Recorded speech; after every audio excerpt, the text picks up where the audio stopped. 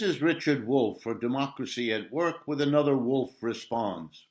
I want to respond today to both an event and to the media's treatment of the event. The event is the listing by the United States Treasury of the companies that received money under the Paycheck Protection Program in effect in the United States to deal with this pandemic for the last several months. Over $500 billion, $521 billion to be exact, were dispersed under this program. And recent media releases across the media have indicated that well-connected people, friends of politicians, big businesses, supporters of Mr. Trump, and all of the other sorts of everyday corruption were involved here too. All kinds of people got all kinds of money that probably reflected their connections and not whether they deserved the help or not. And this is so usual, you kind of have to wonder, is the press once again going to tell us about something we knew was going to happen? Are we that interested in the specific details? Well, all of that would not have merited a Wolff response. But here's the point I want to add to the conversation. The problem here is the system. You know me. You know that I say that. So let me show you how that works right here.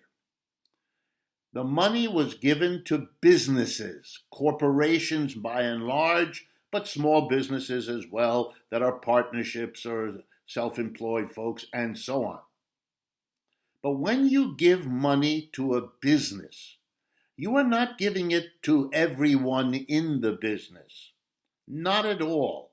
You are giving it to the people who run the business. And that's not the same thing. The people who run the business are a tiny group of people at the top. The owner, if it's a little company, the board of directors who run big companies who do most of the business in the United States, the major shareholders of big corporations who select the people on the board and therefore govern pretty much what they do. These are a tiny minority of all the people involved in the businesses. So the money is given to the tiny folks at the top who decide how to use it.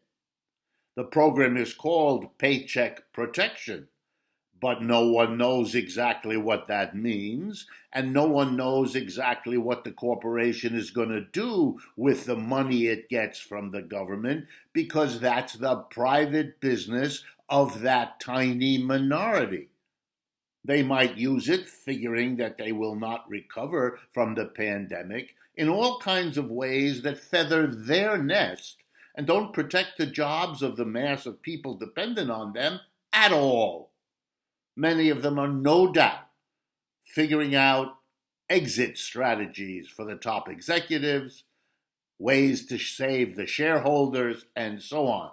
The last and the least to get any consideration will be the employees. In fact, it's already clear that all kinds of companies that got some of this money are already planning job cuts come August, September, October, and so on.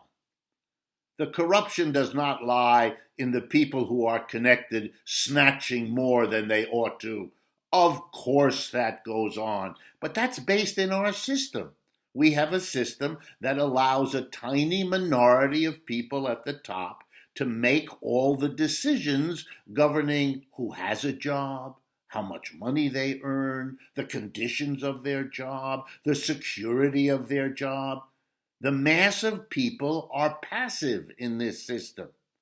That's why it's not democracy and never was. A tiny group of people at the top of each business make all the decisions, and that includes the decisions of how to use the Paycheck Protection Program, $521 billion, ultimately paid for by the taxpayer. That's right. We all get to help pay for a program that gives the money to a tiny minority of us who will decide how to use it and whether indeed, in the longer run, our paychecks will be protected. The corruption does not lie, as the media would have you think, in the crooks and the maneuvers and the wheeling dealing that got the wrong people's hands on this money. Was that there? You bet. But the much deeper and much more pervasive corruption is allowing such an undemocratic system. We're all going through the pandemic together, we keep being told. We're all going through the economic crisis together, we're all being told. Yeah, but guess who's making all the key decisions? All of us who are going through these things together? A tiny minority sitting at the top of our economic system has a wildly disproportionate amount of wealth and power at its disposal, and it shapes more than anything else what actually happens. How different it would be if the money the government was helping us all to get through this together was actually in the hands of all of us working in each enterprise, so that democratically, one person, one vote, we could decide how best to get through the pandemic and the crash with the money that the government might help us with having at our disposal. The system is the problem, and until we change the system, we will see these kinds of corruptions surface and deep persist in our lifetimes and in those of our children. This is Richard Wolff for Democracy at Work.